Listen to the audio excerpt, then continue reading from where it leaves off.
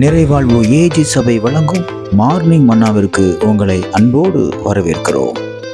கர்த்தருடைய பரிசுத்த நாமம் மகிமைப்படுவதாக. இந்த நாளில் உங்களை சந்திப்பதிலே மிக சந்தோஷம். எனக்கு அன்பான தேவ பிள்ளைகளே, அநேக காரியங்கள் எதிர்பார்த்து இந்த காரியம் எனக்கு நடக்கலையே, இன்னும் நான் இதுக்காக காத்து கொண்டிருக்கிறேனே அப்படின்னு ரொம்ப இருதயத்துல ரொம்ப சோர்ந்து போயிருக்கீங்களா?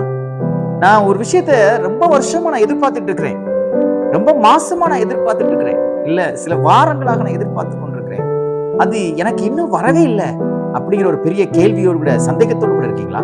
இன்னைக்கு கர்த்தர் உங்க கூட பேசுகிறார். ஆபகுக் எழுதின தீர்க்கதரிசன புஸ்தகம் 2ஆம் அதிகாரம் 3வது வசனத்தினுடைய கடைசி பகுதி இப்படியாக சொல்லுகிறது: அது தாமதித்தாலும் அதற்கு காத்திரு, அது நிச்சயமாய் வரும். தாமதிப்பது அது இனி தாமதிப்பது இல்லை.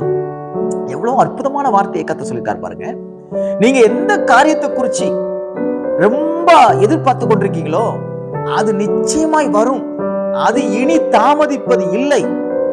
கர்த்தர் உங்களுக்குன்னு கொடுக்க வச்சிருக்கிற காரியத்துல எந்த தடை வந்தாலும் அந்த தடைகளை எல்லாம் கர்த்தர் நிச்சயமாய் உடைத்து போடுவார்.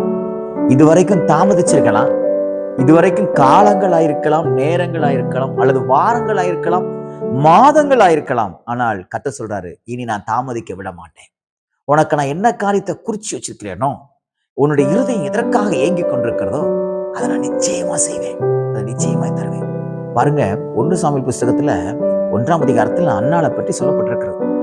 அன்னாள் அவள் அந்த ஆலயத்துக்கு வரும் பொழுதெல்லாம் தேவனுடைய ஆலயத்துக்கு நிச்சயமாய் செல்லுவாள். நான் செல்லுகிறவள் அன்னாள், என்னாலும் அவளுடைய ஜெபம் இப்படியாக தான் இருந்திருக்கும். எனக்கு ஒரு நீர் குழந்தைய தரமாட்டிக்கீங்க அப்படின்னு அந்த ஜபங்களாக ஒரு நாள் மட்டும் பண்ணல. அது வேதம் சொல்லுகிறது, எப்பொழுதெல்லாம் இப்படி வருவாங்களோ அப்பொழுதெல்லாம் மனமடி வாக்குவாளாம். ஓரவத்தி பாருங்க, அவ்வளவு நாட்கள், எத்தனையோ மாதங்கள், எத்தனையோ வருடங்கள் அவன் ஜெபித்திருக்கலாம். ஆனால் ஒரு காலத்தை கர்த்தர் குறிப்பிட்டு வச்சிருந்தார் பாருங்க. அன்னைக்கு அன்னாள் ஜெபம் பண்ணும் பொழுது இந்த இருதயத்தை முழுசா ஊற்றி விட்டா. அன்னைக்கு வேதம் சொல்லுகிறது, உன் ஜெபம் கேட்கப்பட்டது, உன் வேண்டுதல் கேட்கப்பட்டது, நீ விரும்புகிறது போலயே உனக்கு ஒரு ஆண் பிள்ளையை தருவேன் என்று கர்த்தர் வாக்கு பண்ணுகிறார். அதே போல அந்த அதிகாரம் முடிகிறதுக்குள்ளாகவே கர்த்தர் ஒரு ஆண் பிள்ளையை கொடுத்துட்டார்.